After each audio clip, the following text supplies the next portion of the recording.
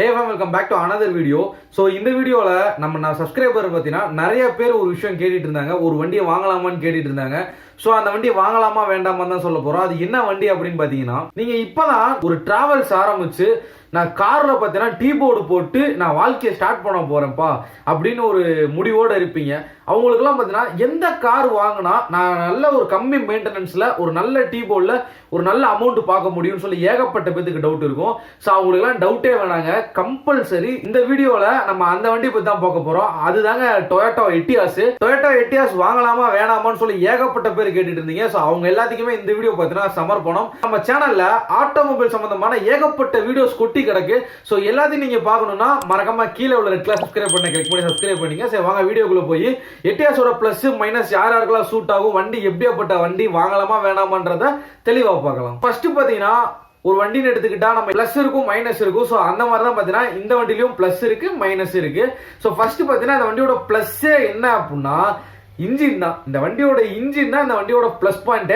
First பார்த்தீங்கன்னா இன்ஜினை பத்தி பேசிடலாம். ஸோ டொயோட்டா எட்டியாஸ் லான்ச் ஆகும்போது மொத்தம் 2 வேரியன்ட் லான்ச் ஆச்சுங்க.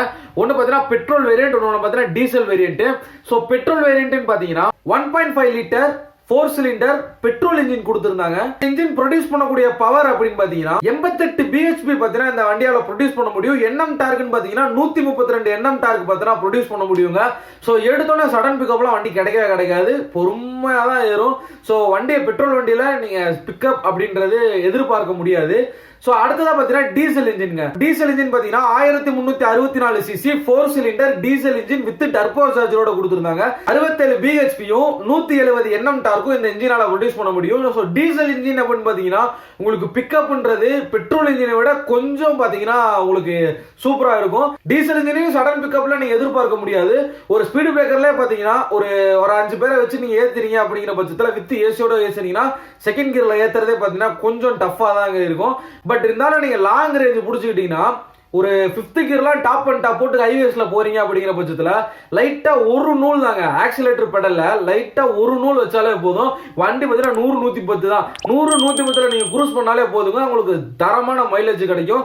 வண்டியை நீங்க போட்டு ஆக்சிலேட்டர் அமுத்தணும் அப்படிலாம் அவசியமே இல்லை. ஒரு நூல் தான் நான் சொல்ற மாதிரி. சும்மா இந்த இன்ச்சில் பாத்தீங்கன்னா நீங்க ஆக்சிலேட்டர் பெடல்ல கால் வச்சா ஒரு பெருவரல மட்டும் லைட்டா அமுத்துனீங்கன்னா போதும், வண்டி பாத்தீங்கன்னா சீரி பாத்துட்டு போகுங்க. உங்களுக்கு ஹைவேஸுங்கும் போது உங்களுக்கு பிக்கப் வந்து நான் ஸ்டாப்பா இருக்கும்போது சூப்பரா இருக்குங்க. அதே மாதிரி நான் டீ போர்டுக்காண்டி எடுக்கலப்பா, நான் ஓன் போர்டுக்கு எடுக்க போறேன். ஆனா எனக்கு வேலைகள் அதிகமா இருக்கும், நான் அடிக்கடி வெளியூர்லாம் போவேன் அப்படின்னா உங்களுக்கு இந்த வண்டி பார்த்தீங்கன்னா தரமான ஒரு ஷூட்டா இருக்குங்க.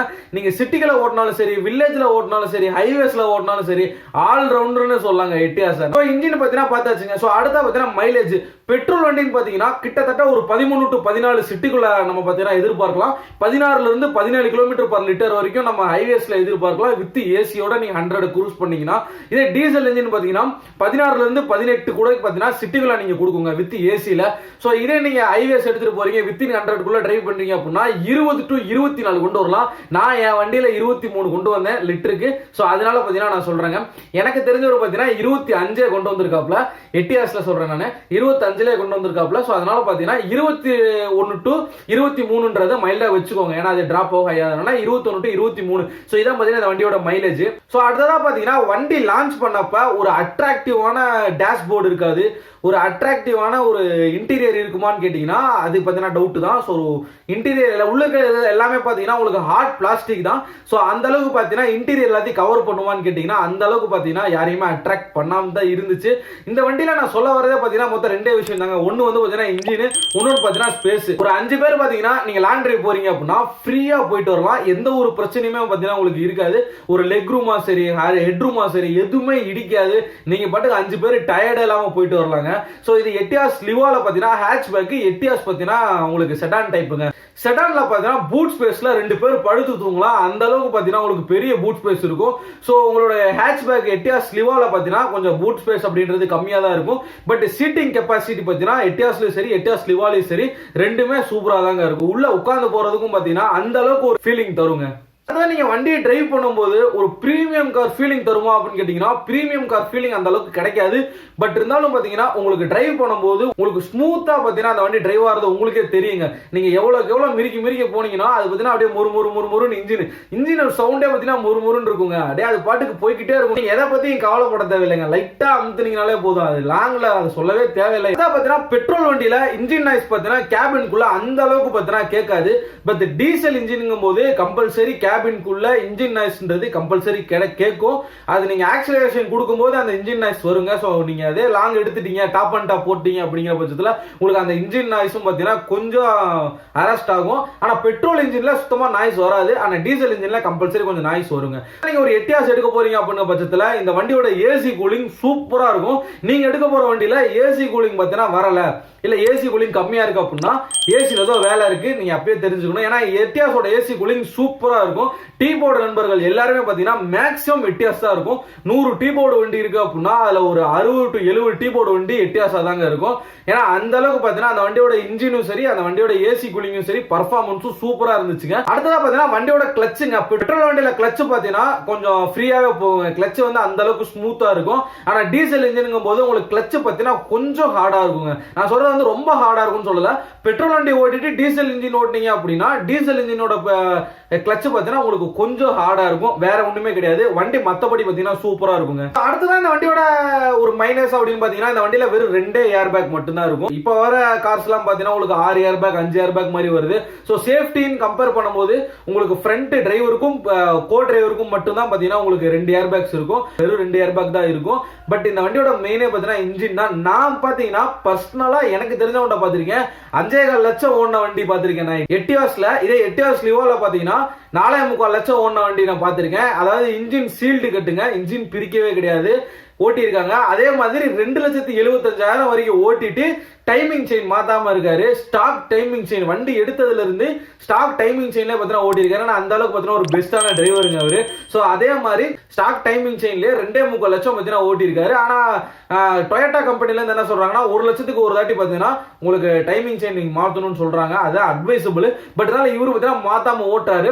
இவரு ஃபர்ஸ்ட் டே எப்படி கார் எடுத்தாரோ அதே மாதிரி தான் இப்போ வரைக்குமே காரோட இன்ஜின் சவுண்டு பாத்தீங்கன்னா அந்த அளவுக்கு அவருக்கு சூப்பராகவே இருந்திருக்கு. ஸோ இப்போ வரைக்கும் ஸ்டார்டிங் ட்ரபிள் ஆகட்டும், வண்டியோட இன்ஜின் நாய்ஸ் ஆகட்டும், எதுவுமே பார்த்தீங்கன்னா டிஃபர் ஆக கிடையாதுங்க. நான் எடுத்தே பார்த்தீங்கன்னா 1.5 வருஷம் ஆச்சு. நான் இப்போ வரைக்கும் வண்டிக்கு பார்த்தீங்கன்னா இன்ஜினுக்குலாம் எதுவுமே செலவு பண்ண கிடையாது. வண்டி பார்த்தீங்கன்னா எடுத்தது நான் பாட்டுக்கு ஓடிக்கிட்டே இருக்கேன். மைலேஜ் பார்த்தீங்கன்னா நான் வந்து 24 கொண்டு வந்திருக்கேங்க அந்த வண்டியில. இப்போ வரைக்கும் கன்சிஸ்டன்ஸா டீசல் போட்டாலும் சரி கன்சிஸ்டன்ஸா ஒரு 22 மைலேஜ் ஆச்சு வந்துடும். ஒரு தோராயமா லாங் டிரைவ் போறேன் கொஞ்சம் கணக்கு வச்சு ஓட்டுறேன் அப்படின்னா ஒரு 24 வரைக்கும் பார்த்தீங்கன்னா நான் கொண்டு வந்திருக்கேன். நான் கால்குலேஷன் பண்ணதில் கொண்டு வந்திருக்கேன். ஓவராலா பார்த்தீங்கன்னா இந்த வண்டி யார் யாருக்கெல்லாம் சூட் ஆகும் அப்படின்னா டெய்லி யூசேஜுக்காண்டி எடுக்கிறேன், அதை விட மெயினா டீ போர்டில் தொழில் ஆரம்பிக்க போறேன். ஆனா எனக்கு ஒரு நல்ல வண்டி டீ போர்டில் வேணும், எனக்கு செலவு வைக்க கூடாது, மெயின்டெனன்ஸ் காஸ்ட்லாம் கம்மியா இருக்கணும் அப்படின்னா ஸோ அவங்களுக்கு பார்த்தீங்கன்னா இந்த வண்டி ஒரு சூட்டபுளா இருக்கும். நீங்களும் பார்த்தீங்கன்னா ஒரு டீ போர்டு ஆரம்பிச்சு ஒரு டிராவல்ஸ் ஆரம்பிச்சு ஓட்ட போறேன் அப்படின்னா ஃபர்ஸ்டா பார்த்தீங்கன்னா இந்த வண்டி எடுக்கிறதுல தப்பே கிடையாது. நீங்க இந்த வண்டி எடுத்தீங்கன்னா செலவு அப்படின்றது சுத்தமா வராது. கிட்டத்தட்ட செகண்ட் ஹேண்ட்ல ஒரு 2.5 லட்சம் 3 லட்சம் ஓடின வண்டியை கூட நம்பி எடுங்க, தப்பு கிடையாது. ஏன்னா இன்ஜினை பொறுத்த அளவுக்கு அந்த அளவுக்கு சூப்பரா இருக்கும், பர்ஃபெக்டா இருக்கும். அதுவும் பார்த்துக்கோங்க. ஸோ ஓவராலா இந்த வண்டியை வாங்கலாமா வேணாமான்னு கேட்டீங்கன்னா நான் சொல்ல வேண்டிய யூசர் எக்ஸ்பீரியன்ஸ் எல்லாத்தையுமே பார்த்தீங்கன்னா சொல்லிட்டேன். வண்டி யாருமே வாங்கக்கூடாது, அதாவது வாங்கலாமா வேண்டாமான்னு கேட்டீங்கன்னா கம்பல்சரி வாங்கலாம்னு தான் சொல்லுவேன். நான் வேண்டானே சொல்ல மாட்டேன். எட்டியாஸ் எடுக்க போறீங்க அப்படின்னா ஒரு பெஸ்ட் ஒரு சாய்ஸ்னே சொல்லுவேன். பட் என்னன்னா செகண்ட் ஹேண்ட் மார்க்கெட்ல எட்டியாஸோட ரேட்லாம் பார்த்தீங்கன்னா கொஞ்சம் அதிகமா இருக்கு. ஸோ 2016 17 மாடல்லாம் பார்த்தீங்கன்னா 5.5 லட்சம் 6 லட்சம் பக்கம் சொல்லிக்கிட்டு இருக்காங்க. ஸோ எட்டியாஸோட மார்க்கெட் பார்த்தீங்கன்னா இப்போதைக்கு டவுன் ஆகிற மாதிரி தெரியல. அந்த வண்டியோட மார்க்கெட் எப்பவுமே அதிகமாக தான் இருக்கும். ஸோ செகண்ட் ஹேண்ட்ல நீங்கள் எடுக்க போறீங்க அப்படின்னா கொஞ்சம் அந்த வண்டியெல்லாம் செக் பண்ணி எடுங்க. நான் எல்லா வீடியோலும் சொல்ற மாதிரி தான். ஸோ அந்த மாதிரிலாம் செக் பண்ணி எடுங்க. ரஸ்ட் எல்லாம் பாருங்க, வண்டியோட பெயிண்டிங்லாம் ஃபேட் ஆயிருக்கா அப்படின்றலாம் பாருங்க, ஆக்சிடென்ட் ஹிஸ்ட்ரிலாம் பாருங்க, எல்லாத்தையுமே பார்த்தீங்கன்னா செக் பண்ணி பாருங்க. ஸோ இந்த வீடியோவில் இன்னொரு விஷயம் சொல்லணும். ஸோ நம்ம இன்ஸ்டாகிராமில் பார்த்தீங்கன்னா ஒரு புது பேஜ் ஆரம்பிச்சிருக்கோம், கொம்பன் 94 சொல்லி.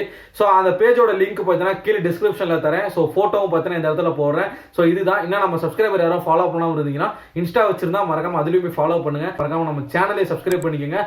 இன்ஸ்டா பேஜ் ஐடியும் பார்த்தீங்கன்னா ஃபாலோ பண்ணிக்கோங்க. ஸோ அடுத்த ஒரு இதே மாதிரி நல்ல வீடியோவில் சந்திப்போம். ஸோ அது வரைக்கும் ஸ்டே டியூன் மக்களே. Love you guys. அடுத்த ஒரு வீடியோவில் பார்க்கலாம்.